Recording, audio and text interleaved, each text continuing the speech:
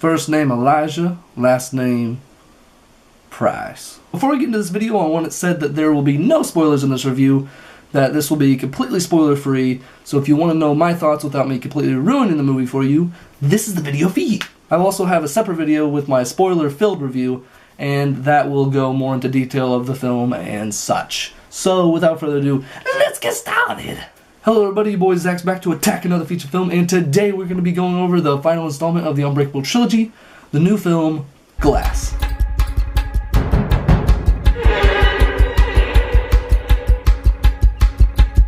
Glass is the last chapter in M. Night Shyamalan's superhero trilogy. First, he gives us Unbreakable way back in 2000, and I thought that was an excellent film, and I thought it just was a really nice character piece set in a more realistic superhero drama.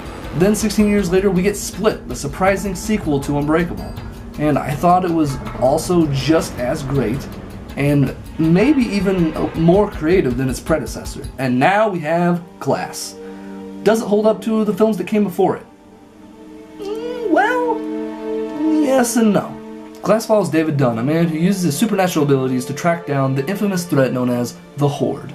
David soon comes face to face with Kevin Wendell Crumb, a man who has roughly 24 different personalities, some of which being the Horde, as well as their terrifying leader, the Beast. David and the Beast soon square off with one another, leading to their inevitable capture, where they eventually are taken away to the same mental institution where Mr. Glass is held.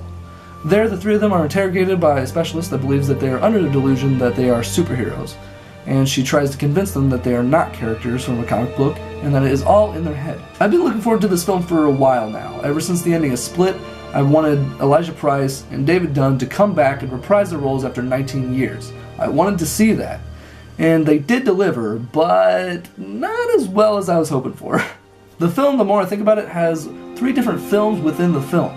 Act 1 is David Dunn's movie, Act 2 is the Horde's movie, and Act 3 is Mr. Glass's movie. I say this because it starts with us following David Dunn, and he's doing exactly what you think he'd be doing ever since Unbreakable. He's fighting crime, and he even has his own sidekick, which is cool, and it's very Batman and Oracle, or if you've played the new Spider-Man game, it's very Spider-Man and Yuri. I really wish M. Night wasn't so dead set on a trilogy, because the series could have been something truly amazing, much more than it ended up even being. Soon enough, the storyline intersects with the Horde. They go toe-to-toe with one another, but get nabbed by the cops mid-fight and end up being placed in the psych ward. It's at this point that David's character is sidelined until the final act of the film, which is very disappointing for someone who wanted to see more of that character, especially since it's been a 19-year wait for Bruce Willis to reprise this role of the character again. It's sad because Bruce was great in this film, but the script limited him to reaching his character's full potential. The second act is centered around the Horde mainly, and James McAvoy once again has done it again. He is a scene stealer again. This film is his film. This is not Glass's film. This is not Samuel L. Jackson's film. This is another James McAvoy film because he steals every goddamn scene. For an actor, a role like this to really test your acting chops was probably an honor for McAvoy, and he honors it well.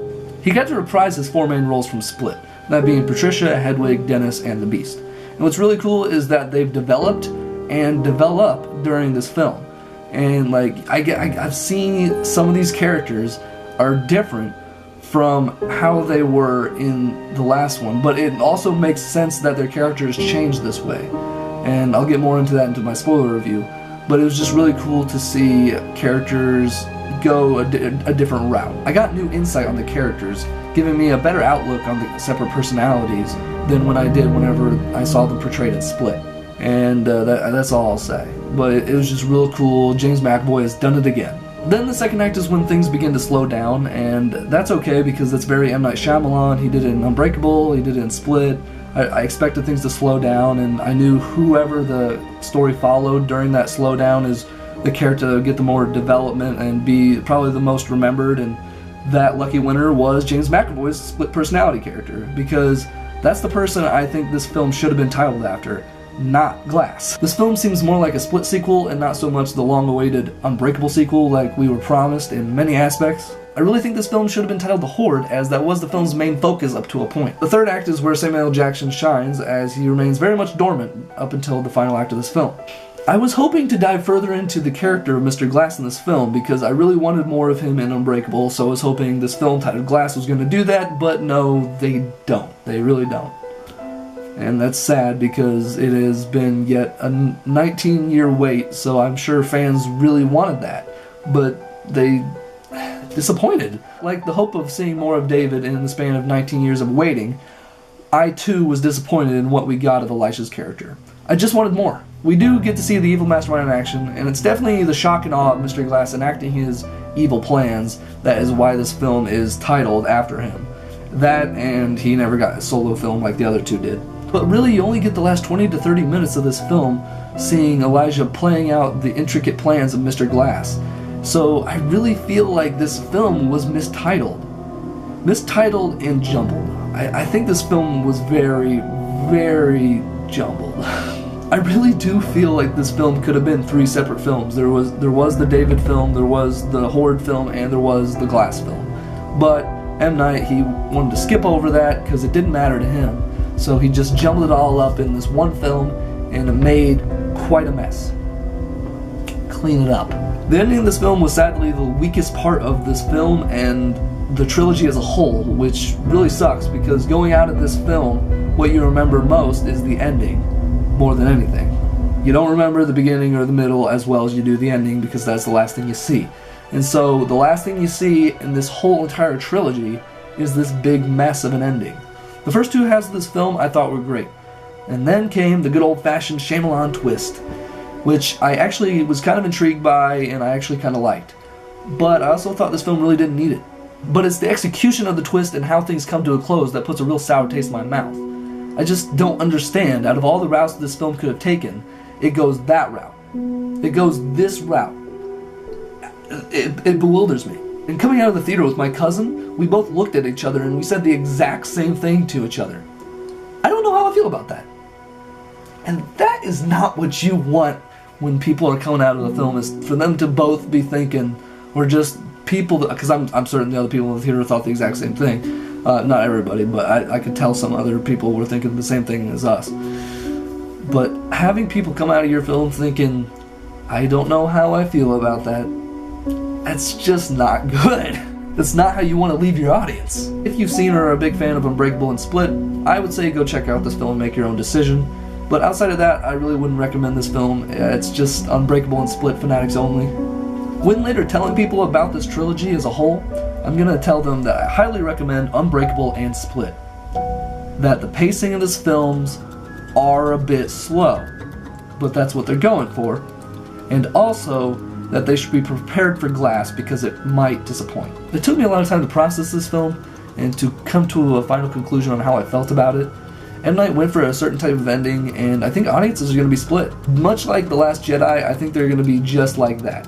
I think The Last Jedi, I've already seen the fans being vocal like they did with The Last Jedi. I've seen that. No, it was good. You're stupid for not seeing the film's brilliance. You just wanted another action-packed Marvel movie, and that is not what this film was going for. No, it sucks. The fact that you can't wrap your head around that boggles my mind. It's more or less like that looking into the comments for things that are pertaining to Glass.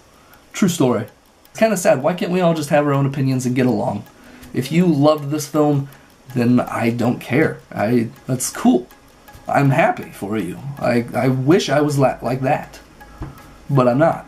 I don't love this film, but I don't hate it either. I know what Shyamalan was trying to go for, in case there's any of you vocal voices out there thinking that I'm one of those people that wanted way more action in this film, or that I didn't understand the overall vision of this story and that's why I disliked it a bit, and that's not at all the case. I do like this film a bit, and I also dislike it a bit. Just because your ending fits with what you were trying to go for the whole trilogy doesn't make it a masterpiece. A rushed ending is a rushed ending, and poorly written character resolution is simply that.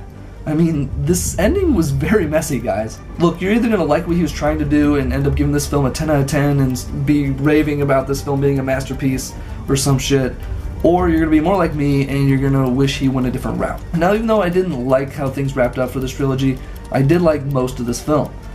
And I appreciate what he gave us, as this film was hard to anticipate. Shyamalan does give the unexpected in his films, and I respect that.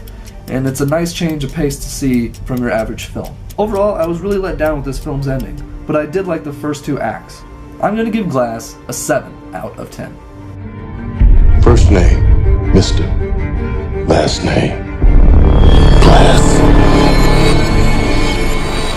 So have you guys seen Glass? If so, comment down below, let me know what you guys thought about it. Did you like it? Did you hate it? Do you agree? Do you disagree?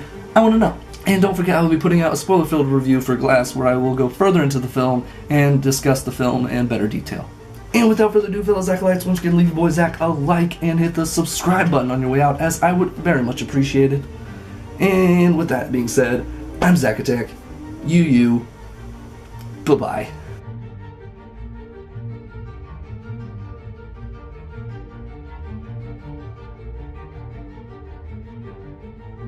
The Unbreakable Trilogy really does like its first-person shots, and this movie really had quite a few of them, to the point where it was a bit too jarring to me. I don't know about you, but to me it was just a bit too much.